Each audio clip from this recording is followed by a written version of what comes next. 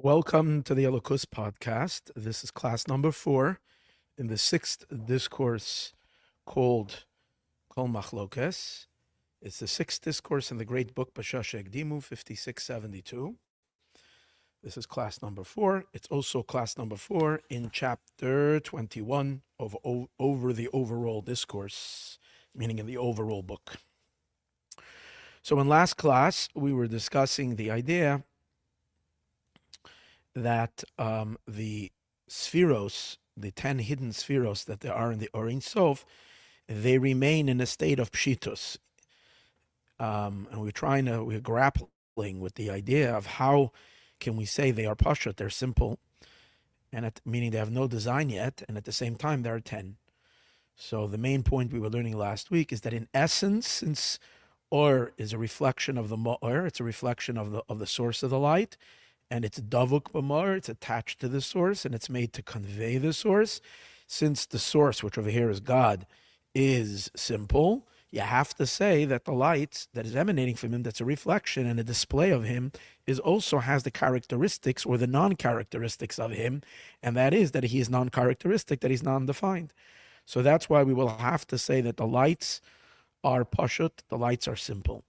But on the other hand, what makes them 10? So we were learning last week, that they spheros even come out, that there is even a concept of spherot, is because of revelation. Every revelation needs to have some kind of a content, or else it's not a revelation.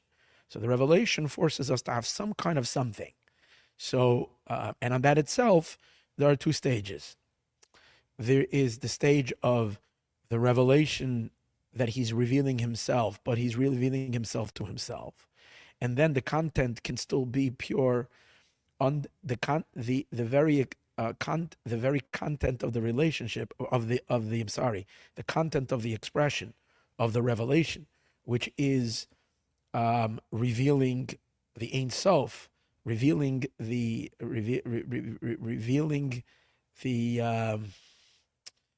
undefined reality of God. Its revelation is going to be utterly infinite.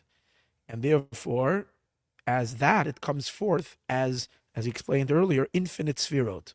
Although he doesn't say this openly, the way I understand it, is that this is an expression of kol yachol, the fact that God is omnipotent, that he can shine anything, and his light and his design, he can design himself whichever way, he can design his energy, whatever way he desires and wants. And that's a state of bli gvul. And in that state, not only is there infinite spheros, which is infinite possibility, but the spherot themselves are not painted yet. They're not defined yet. The infinite possibilities is that he could be so. But since it's not that he is so, and he is so, and he is so, and he is so. He's red, pink, purple, orange, green, yellow, and whatever, black and blue. He's neither of them, but he can be all. See, while we're dealing with Atzmos himself, we don't even have to say anything about him. It just is. The Kol Yachol is already an expression, giving some kind of an identity, some kind of quality to him. What's his quality is Kol Yachol. But then what requires the sphera to come out is the idea that he's revealing himself. First stage is a revelation of infinite possibilities, because it's not a revelation to somebody, it's a revelation he's just expressing himself. But then since in the infinite light already there is also an intended audience, the audience is the creation, that the revelation needs to reach the world, it is for the world, that already bends the light and narrows the sphera range to get a little more specific, to get a little more defined. And what's the definition? The definition over here is that he can emanate 10 sphirot, which even from those 10 sphirot, we can get all the billions and billions and billions of combinations that can come from the context of 10 sphirot. But the very notion of 10 sphirot is already narrowing it down. Now, but even over here, even in this case, we were emphasizing in last class, since it's a revelation of the Ein Sof, the light is still pashut even when it's a potential for 10. And the reason for that is because the 10 are not yet imprinted on it. It's not yet imprinted on it because, again, it has to be a reflection of the source. It's him revealing himself to the world. It's just he's revealing himself, who is undefined and wants to reveal it to a world. So he has to constrain that revelation, but it still has to. The moment you step away from Shitus, it's no more a revelation of himself. So you have to always maintain that as the dominating force, that what dominates the revelation over here is the Pshitus of it, the simplicity of it, that it's non-defined. But we need to limit it so that a defined world can conceive it. So the idea is it allows of itself to be seen within a certain narrow scope. So I gave an example last week. I hope it's right.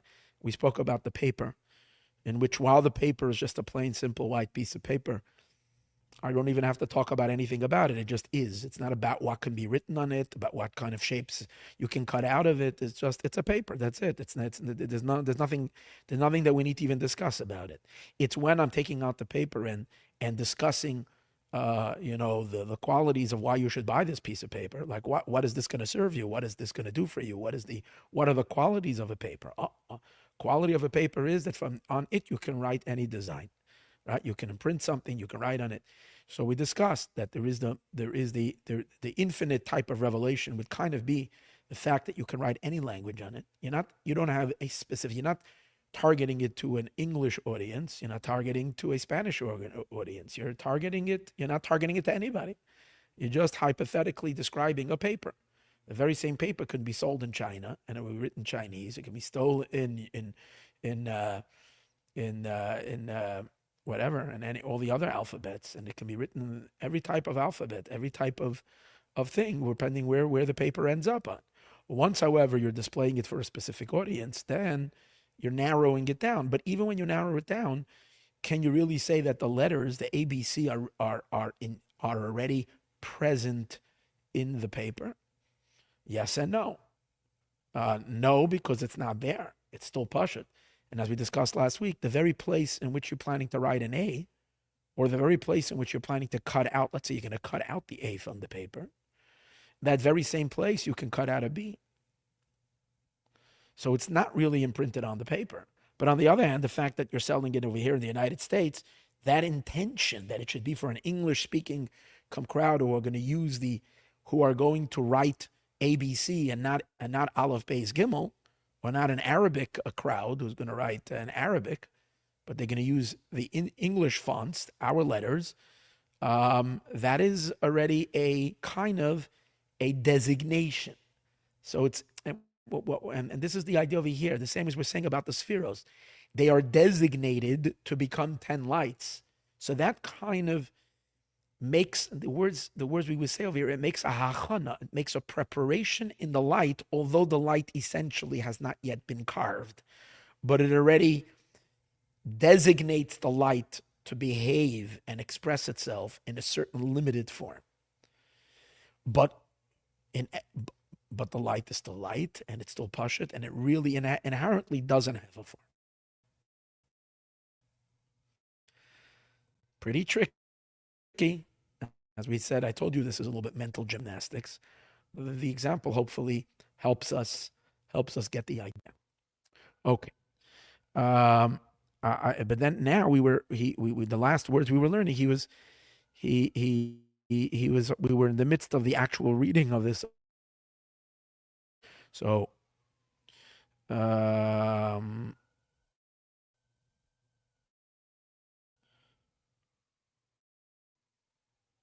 holding by the parentheses. We started reading the parentheses, Hagam, but I'm just going to learn a few lines before, so the flow will be better. I'm going to go back like quite a few lines. They are in a state of unity in the Orin Seif. They have to be simple. only because they are in a state of revelation. I'm going to skip the parentheses because I'm doing quickly over here. In every revelation, it has to have a sphera. And in that itself, there's two levels. There's two levels in the revelation. If it's still, as we discussed in the paper, you haven't designated to any audience. So it's just a paper that could write hypothetically any alphabet. And hypothetically, if there would be new innovative alphabets, fonts that don't even exist, it can be in those languages too. Imagine if we discover different planets with aliens who have a complete different communication and writing type of a system, then all those letters could be written on this paper as well. So again, there's no limit over here. But even in this, you have spheres. What are you saying? You're saying I can write every shape. So you're connecting it to a certain expression. But the spheres are without an end. That's the higher level. Or is the next stage is where it was Allah b'rtzaynai apashut. It was arose in a simple will, which means in the Ein Sof before the tzimtzum, it arose before the contraction. It already arose a desire to create the worlds, to sustain the worlds, and therefore to communicate the energy to the worlds. That means to shine in a gevul. Shebegilu is that, which in this revelation, hasfiras and b'chinas esesphiras, the spheres are 10. Ukanel Perek Yud Zayin, like we said earlier in chapter 17. But since they're still in a state of dveikus in the Ein Sof, and this that they have spheres, is only so that they should be able to reveal themselves. Therefore, even on this latter stage, which is already 10, which we would think is more limiting, they still retain the quality, the essential quality of what light needs to be. That light needs to convey the source, and the source is pashut, so they are also pashut. Now is where we were learning last week, the last point. He's questioning, now in the parentheses. Even though this, that they are 10 spheres, that's not just because of revelation. Automatically, because of revelation, they will be 10 spheres. No, because we said earlier, automatically, because of revelation, it needs to have some spheres, but that is not limited to 10. That would be Ein Sof spheres, which would mean that something else is mixing in over here. So we might think that there is a true limiting factor that is mixing in because it's more than just revealing. If it's just due to the fact that in order to reveal, okay, so that you have to overlook that, because without that it's not going to work. It has to have something, but you can still kind of recognize that you're not mixing in any interference over here. All you have is the essence revealed. Okay, it needs to reveal. You have to have some content. Good. So now we will forgive the fact that we have to give content, and we will dismiss that because what dominates over here is that he is being revealed. But once I am saying that I'm revealing already to 10, to a world, I'm narrowing it down to 10 specific spheres. We got to say, hold it. Now you're already cheating, because now we're getting where it's not just about revealing. Here it's about real limitation, because you're limiting it to 10. So then we would think that is compromising the pshitus. Now you're already stepping away from the pshitus. That's what he's asking over here. As he says, this that it's 10 is not only because of the revelation. This that revelation requires spheres, this would be infinite spheres. And we've already explained earlier, this is a parenthesis in the parenthesis. I love when those happen. The spheres in kates, that when the spheres are in kates, they're without an end. They're not only limitless in the quantity, that quantitatively there's no end to how many spheres, but they're also limitless in their quality, in the sense that what? A sphere is gufa.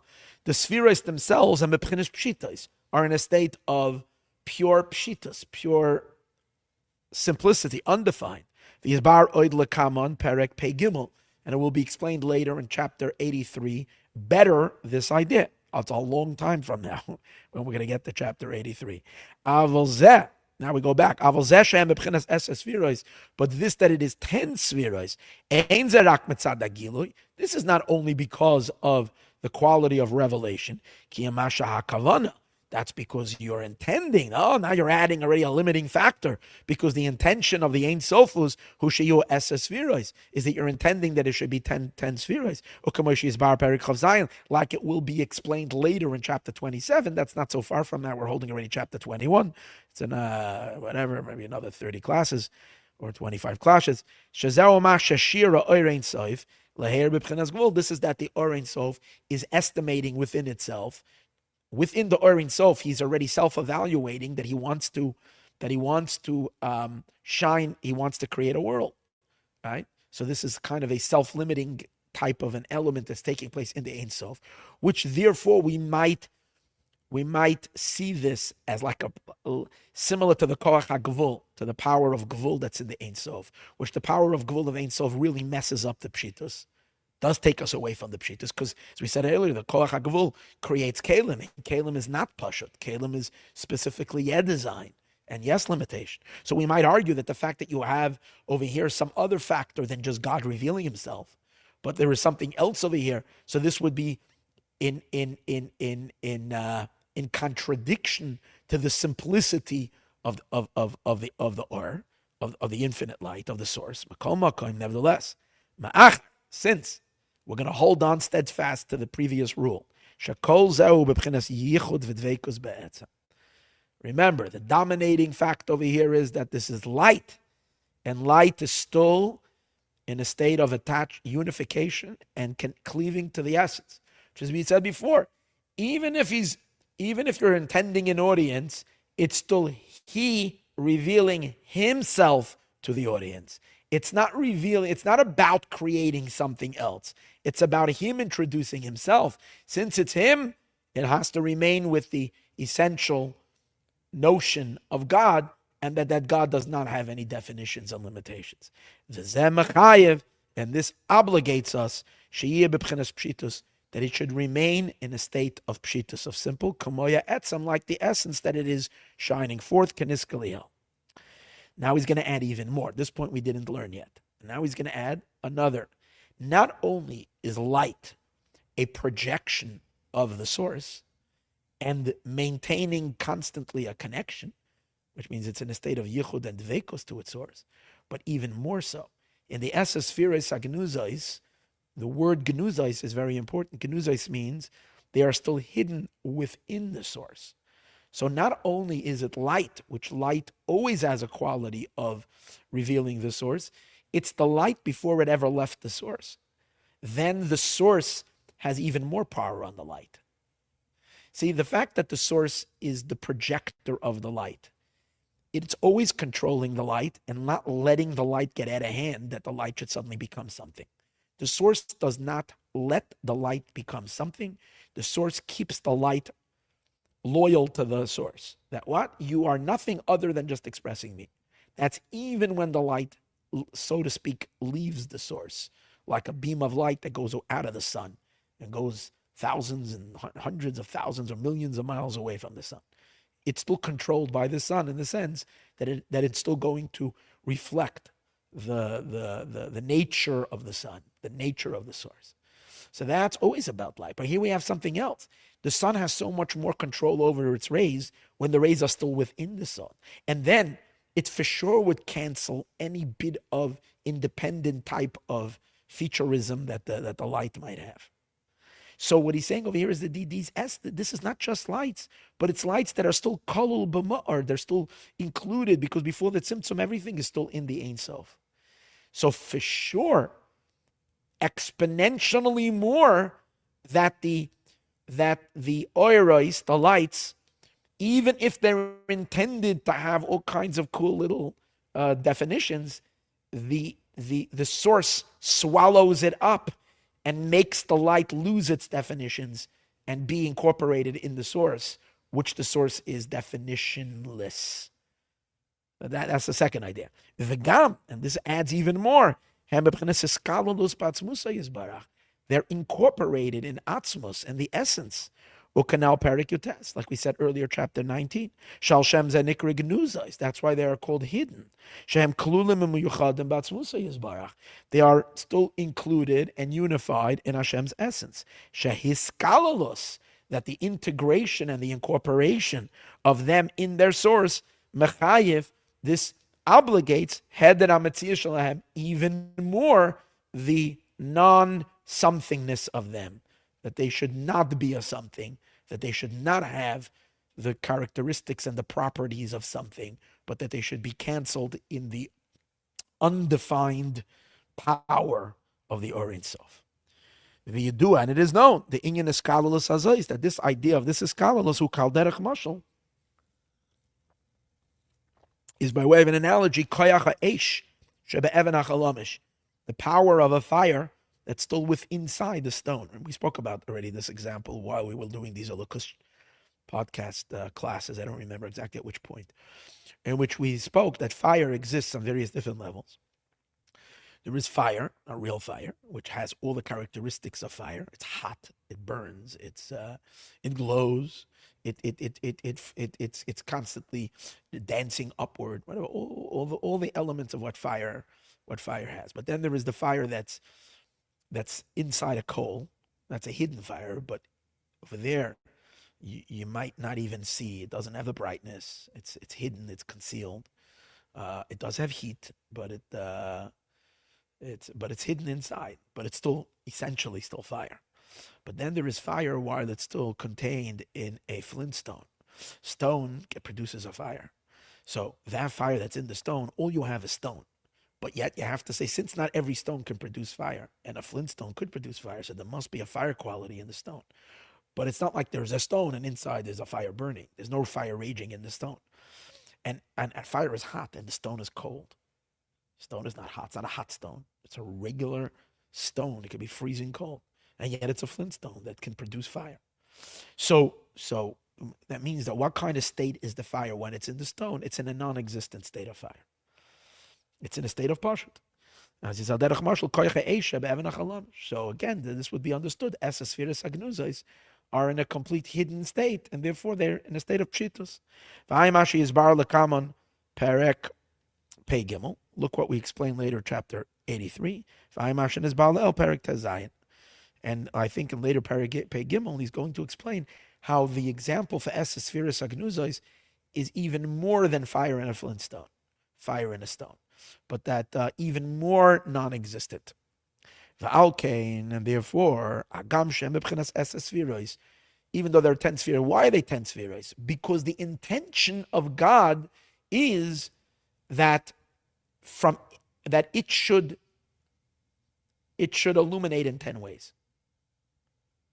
And that intention kind of already designates it to be called 10. Although in essence, it remains simple. So it's like a yes and no. They are in the epitome of simplicity, and in the epitome of unification, one with the other. There is arvus and attachment. And now he's going to give an example of a far lower level, where is already much farther away from the Ein Sof. And even on that level, we still maintain the pshitus and say that it's pshitus.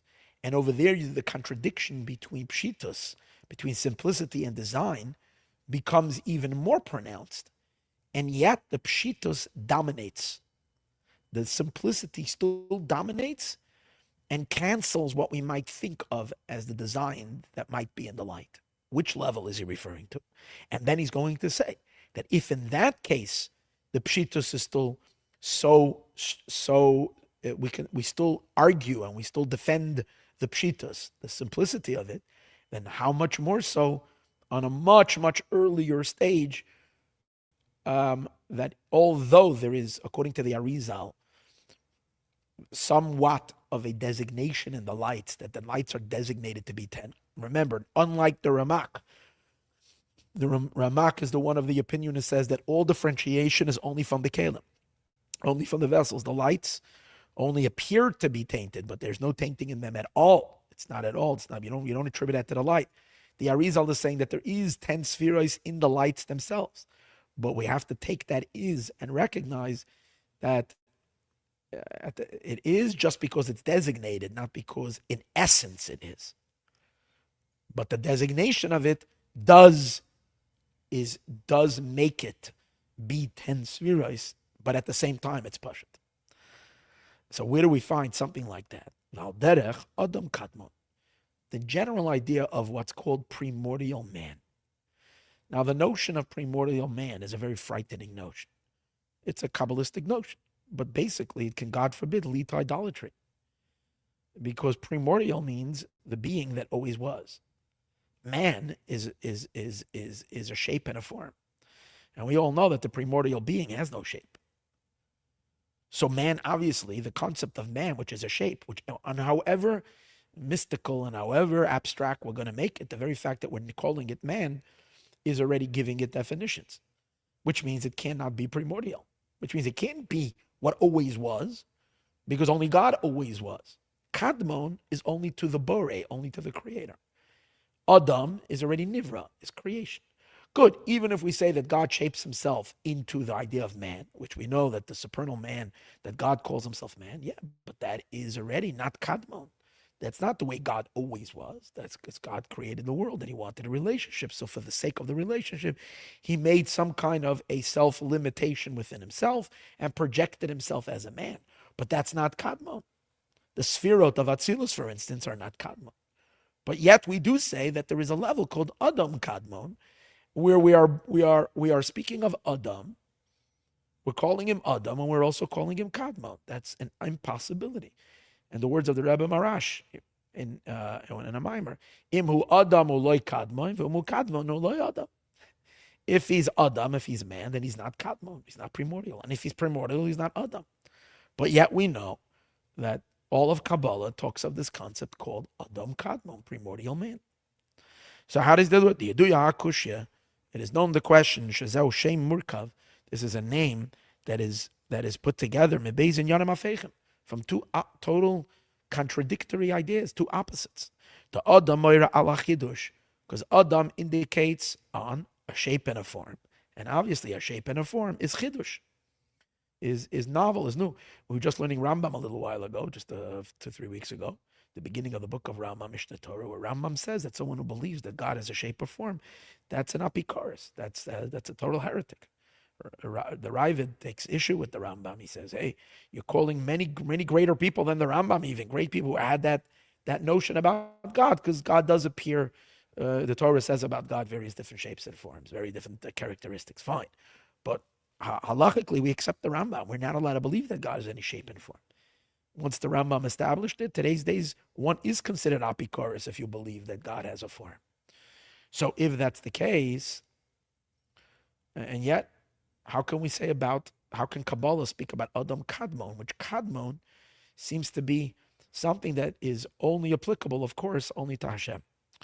The Adam on being new.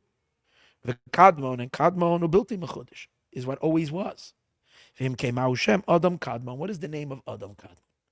And it's Barba Makamacher, and it's explained elsewhere. This is after the Tzimtzum. The first thought, the light, the Orein Sof re-enters after the Tzimtzum, and now it's all excited. It's going to create worlds. Its first image, its first projection, and it's of an image of the entire scope of all of existence, the entire cosmic order, from beyond all the tense, from all worlds, even way beyond Atzilus, Keter, and all these levels. But the whole projected order, from beginning to end, is all in the shape of a human. That's why humans are so special. That's why each and every one of us has to take ourselves so seriously, to know that our actions, because the first projection is the image of man, each and every one of us is affecting the entire cosmic order from beginning to end, because it was all, the initial thought is the thought of man, which means over here man means the entire scope of the universe from beginning to end. Okay? So it says that that's the first thought on the worlds. That means like this. It's a picture. God is picturing the entire Seder Shtalshalos, the entire order of worlds. Atzilos, Bri, Yetzira, and finally the physical world. He's picturing it all. Kind of, he snaps a picture in his head. But where is the picture being thought? The picture is not being thought in Adam, because there's no Adam before the picture. The picture is creating the Adam. So where is the picture of man being seen? Where is it being imagined? It's being imagined in the Or Ein Sof. Now the Or Ein Sof is Kadmon. So here you have a Kadmon being, a primordial being, imagining, and in a sense, by imagining it, he's already creating it. He's creating the picture and the energy force of the entire system, which is this one big ginormous Adam. Since this Adam is now being pictured or being imagined, carved in, so to speak, into Or Ein Sof, that is Kadmon. So the Kadmon now, the Kadmonness of the Kadmon, the primordialness of the primordial being, extends into the picture as well, because this picture is in the primordial being. So the Adam itself is now primordial. That's a wild idea. And he's going to prove it. Maybe not. Maybe the picture does not lose itself in the primordialness of the Ein Sof, because after all, it's a new picture. But he says, no, because it's a picture that's being sketched in the Or Ein Sof, so, and in other words, the material that it's being sketched in or imprinted on, or whatever you want to call it, is the Or Ein Sof, that is Kadmon L'chol Kedumim. So now it is part of the Or Ein Sof. So it now it's